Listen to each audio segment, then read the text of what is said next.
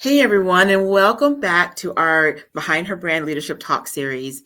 As you all know, we are faithfully interviewing some incredibly dynamic and amazing women that we featured in our magazines, or women that we know in the community that are making very powerful impacts. And so today I'm very excited to introduce you all to Dr. Felisha Ford. She's an incredibly dynamic woman.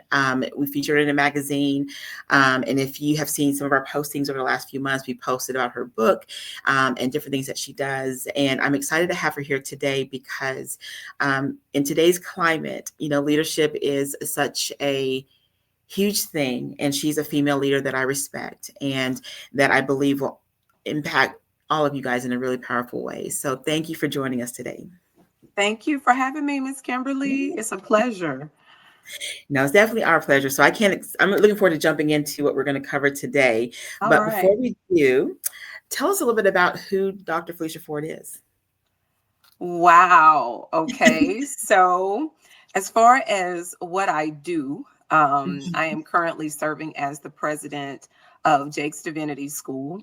Mhm. It's a wonderful opportunity to serve there. We provide degree program options ranging from certificate programs to doctoral programs in leadership, psychology, ministry, business. So it's a wonderful opportunity to lead such an amazing team and to see people delve into answering their academic calls so that they can be more impactful in their professions. That's what I do, my day job. My Right. night job, or my other things that I do, I am a mother of two beautiful, handsome, very active sons. Mhm. One who is 18 years old and just started college this past fall. Okay. And I have Nice. a 13-year-old son who is in the eighth grade, and he is He's in all of the 13? sports that you can think of. I'm sorry. He's 13. He looks He like almost is the same. I know he's so tall, and he just, he came out of the womb grown, is what I tell him. But they keep us very, very busy. And then, of course, there is the love of my life, Mhm. my high school sweetheart, Demetrius. We have been married for 25 years, but we've been together for like 30. So it has been wonderful growing up with him and Mhm. parenting our two sons. It's been a wonderful journey. Oh, I love that. So I know that you also love to uh, coach, train. Like, tell me a little bit about some of the things that you do also in that space too, in speaking in that arena. Yes, so my passion Mhm. is working with women leaders. Mhm. I speak on topics just delving into like emotional intelligence and successful leadership. I love to talk to women about, especially professional women, about self care, because sometimes we can get so lost in the work that we forget that if we're not well, we can't continue to do the work well. Yeah. I am also an ordained elder and minister, Mhm. licensed minister. So I also minister in church settings and in spiritual settings just to inspire and encourage women who want to center what they do around their faith and around Christian values and principles. And so I just really enjoy and I feel called to empower women, specifically women who are in leadership, professional women, really women of any journey, any background. Mhm. But I do know and I can identify with those challenges of women who are trying to answer that call and still balance life and family and make decisions that will continue to move them forward in fulfilling what they feel that they're called to do. You made an interesting statement there about how we try to balance everything, and sometimes there's that statement that there is no work-life balance. What is your view on that in terms of when it comes to trying to balance all the different roles and the responsibilities that we have as women? That is an age old question. And if Mhm. you ever find the real answer to that, let me know.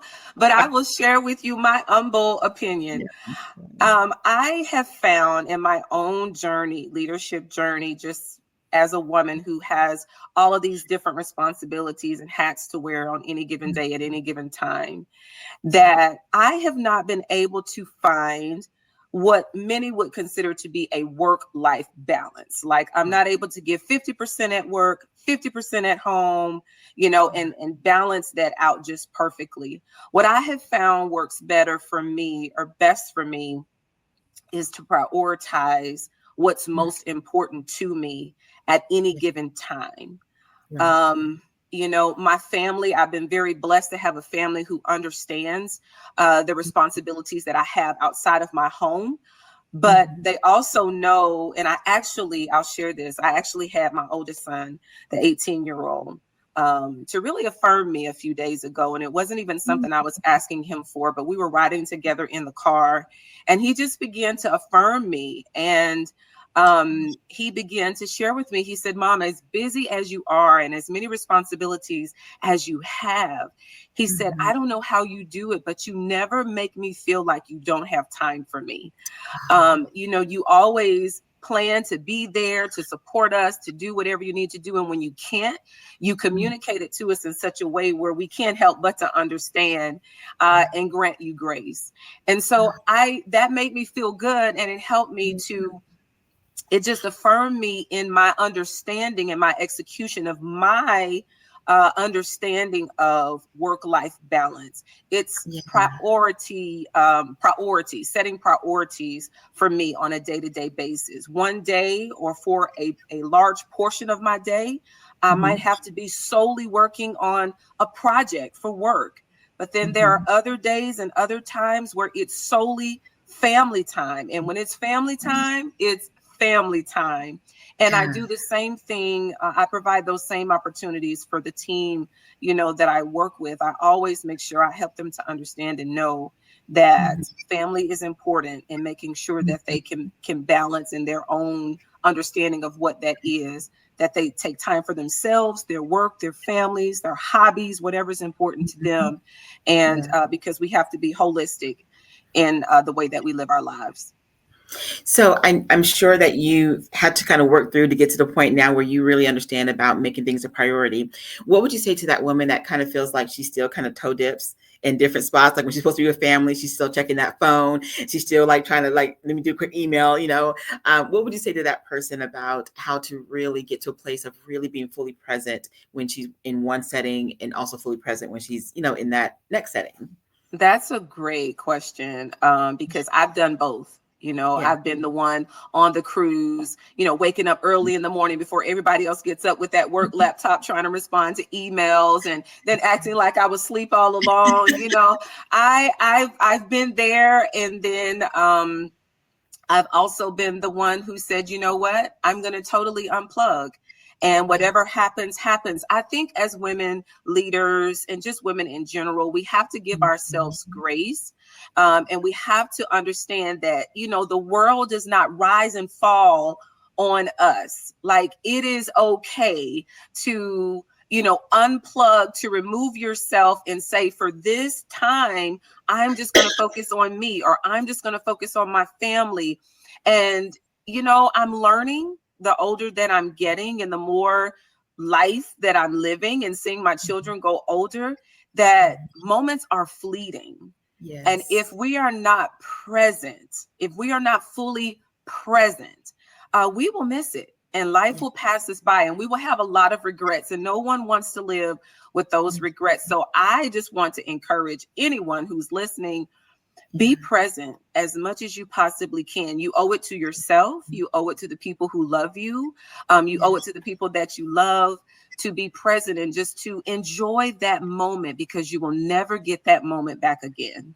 So true. So true. So shifting gears a little bit, because I think it's a perfect way to kind of segue into when we're talking about balance and work and all the different things. Right now, so many things are hitting female leaders across the board, from change to transitions to just everything's coming at leaders today. Can you share a time when you've had to deal with like a really hard, maybe even challenging transition, and the lessons that you learned from that as a leader? Mm. Yes, yes, and yes. When you talk about transition, that is near and dear to my heart, because I just shared with a group of ladies at a women's meeting a couple of weeks ago at my church that we talked about the stretching of transition. And it's interesting because I was using the metaphor of women who are giving birth to something new. And in the natural, when we go through those stages of birthing, that final stage before we can begin to push is called the transition phase. It is the most painful phase, but it is the shortest phase. But we have to go through that phase in order to birth something new. And when it comes to transition in my own life, in 2020, my family and I moved from Alabama to Texas, where we currently reside. And we have built a whole life there. All of my family members are there. I had been working in higher ed as an administrator for over 15 years there. My children were settled there. We had our whole lives planned around staying in Alabama. And so when we chose as a family to transition to Texas, that was huge. I mean, that was huge. I cried, I prayed, I didn't want to go. I went kicking and screaming, just because when even if you have a feeling that there's something new, a new door, a new opportunity is opening for you, there's still that level. While there's excitement, there's still that level of apprehension, of anxiety, because anytime you start something new, it requires a level of courage and boldness that maybe you haven't had to have on that previous level or in that previous space, because we've become comfortable. And I had certainly become comfortable where I was and with the life that I was living. But that stretch is required, because on the other side of the stretching of transition is greater opportunity than we can ever think, dream, or imagine. If we can just muster up enough courage and enough, strength to be able to say, you know what, I can do this. I can do this, and really trust the process. And my life is just, wow, the things that I'm able to do on the other side of that transition just have blown my mind. The greater impact and influence and opportunities, not just for me, but also for my family, has truly been a blessing. And I'm glad that we endured the transition. So I love everything that you just said. And as you were talking, I was thinking of some conversations that I've had with women who have felt resistant to change, because change can be very scary. But I would like to kind of parlay this question to, because I know you lead people, and a lot of women who watch this are leading teams. What would you say to that person that may be, I know it's kind of a generic question, but who's trying to lead change, and the stretching is causing some conflict, because some people are very afraid of that. And so what kind of general advice would you give to a leader that's like, we need the transition? Half the team is yes, half the team is no. So what do you do?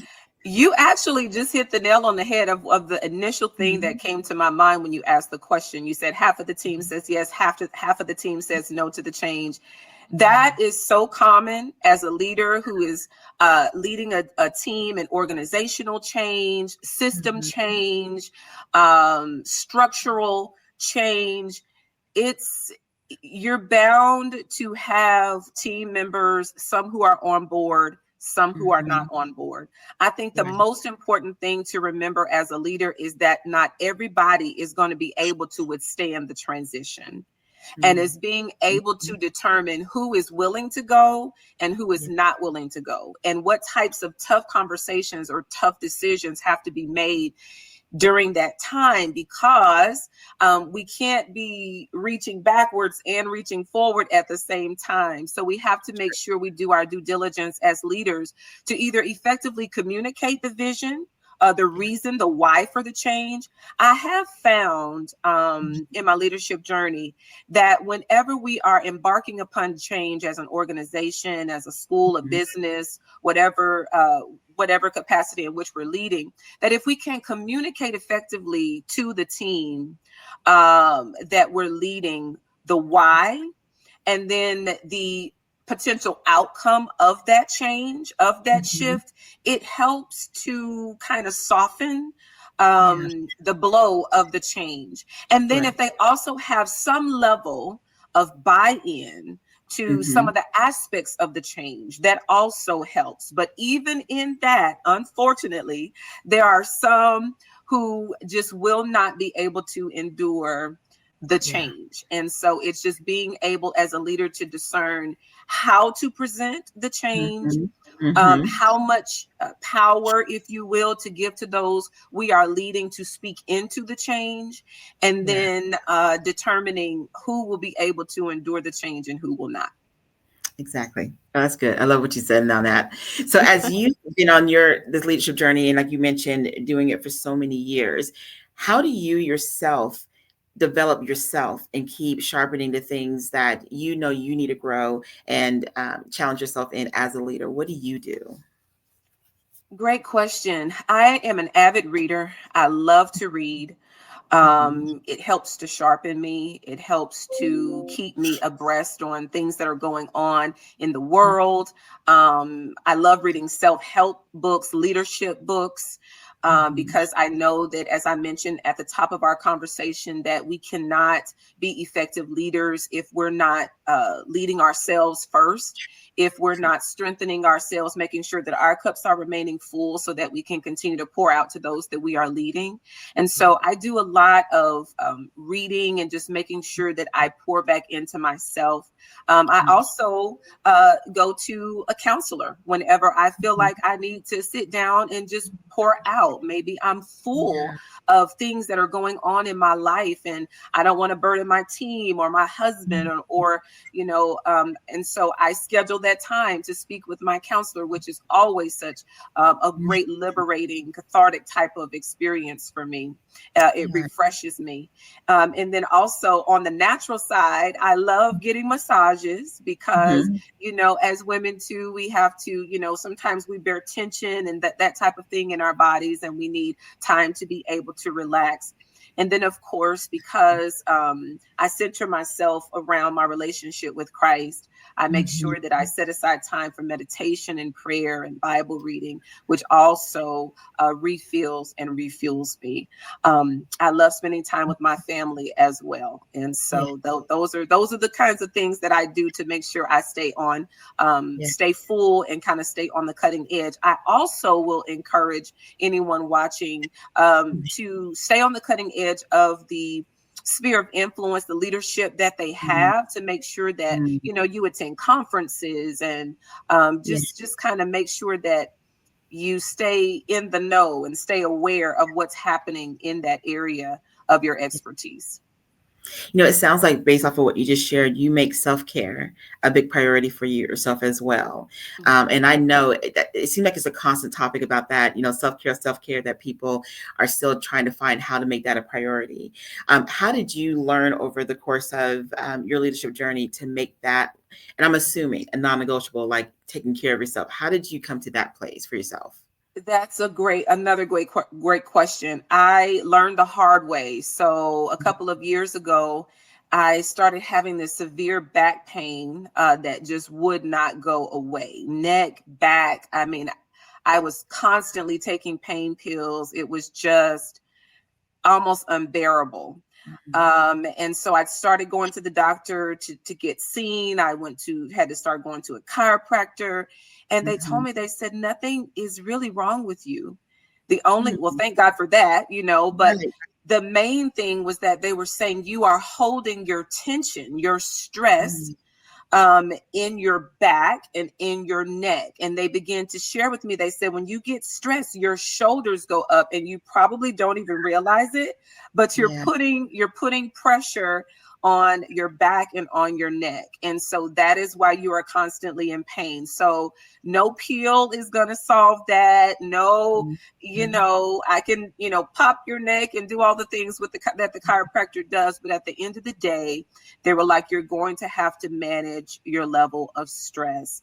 And Mhm. so that's when I decided that I was not going to be in pain all the time, because, I could not manage my stress well. So that is when I decided to make it a priority for self-care. That's when I started going to the counselor. That is when I started setting up the appointments every month, sometimes twice a month for massages, and they are non-negotiables. It does not matter what is going on. They are non-negotiables because I knew that it was important for me to do that. If I did not get a hold on it then, you know, things were going to start showing up in my life and in my body that I did not Right. want. Right. Oh, I love Yes. that. Okay, so let me ask you one last question. So, Yes. when I know a lot of the women that watch our videos are in so many different phases of life, and I know inspiration, encouragement, like you mentioned about self-help books, avid readers in our community. What would you say to someone right now who's a leader who is looking to really go to that next level of their life, but they feel stuck? You know, whether it might be, Mm, it could just be just life is making them feel a little bit stuck. I've been hearing that quite a bit. mm, Uncertainty about the community, about the climate that we're in, and all type of things. And some of it's just personal too, but they just feel stuck. But they're also tugged because they really want to go to that next place that God has for them. What would mhm, you say to that person? wow. I can identify, number one.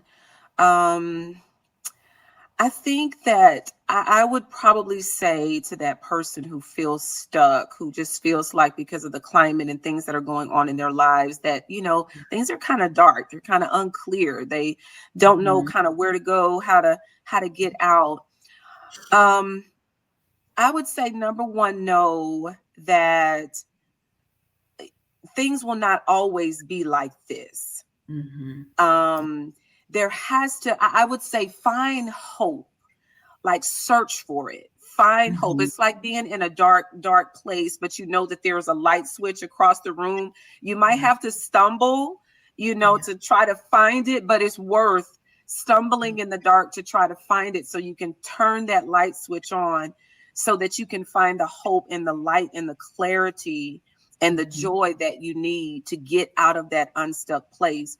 And for Yeah. those who feel like, you know what, I'm so low that Mhm. I don't even know that I even have the strength to try to find the joy or find the hope. I would Yeah. say talk to someone that you trust, who you Yeah. can be really honest with about your fears, Mhm. what you're apprehensive about, your anxieties, and allow them to be able to help you to tunnel through those issues so that you can Mhm. see the light, so you can get unstuck. Sometimes we are so jammed in there, we need somebody else to help to pull us out. But for the Yeah. others of you, I would say take the steps necessary to combat whatever thoughts that Mhm. you have that are causing you to stay stuck, to Yeah. speak directly opposite to that. A lot of the reasons why we feel stuck and we stay stuck is because we're constantly telling ourselves things that keep us there. I Mm. can't do it. You know, this situation is too hard. Look at the Yeah. world that we're living in. It's never going to get better. I would just say if we keep telling ourselves that, we're going to keep believing that and Mhm. we're going to stay stuck. There's Yeah. power in the words that we speak. So I Yes. have started putting on my mirror that I put my makeup on every morning, put a little card there that has some affirmations. There are some things that speak directly opposite to the negative things that I tell myself every day. And the more Mm. I begin to repeat those positive affirmations, the more I begin to believe them in my heart, and they begin to change the way that I move and flow on a day-to-day basis. So that is what I would say. Please stay encouraged. It will not be like this always. Things I, will change and get better. I, oh, I love that. So, how can they get in touch with you? If somebody wants to learn more about you and the things that you're doing, how can they stay plugged into you? Absolutely. So my website is Dr. Felisha Mhm. Ford.com.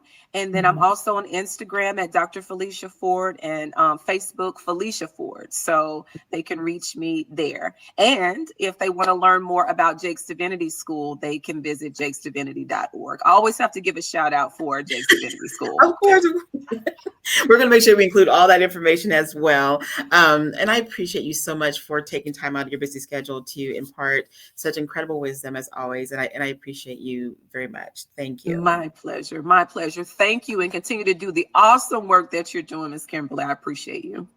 No problem.